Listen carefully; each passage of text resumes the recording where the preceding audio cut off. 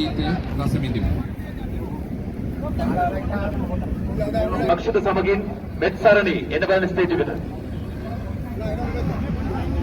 හරි රෝගී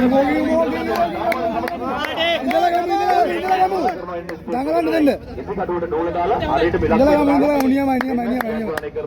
ප්‍රථම ස්ථානය නිමාෂා පදවාලි සමගින් නිරුක්ෂා. ඔගම නිංගම.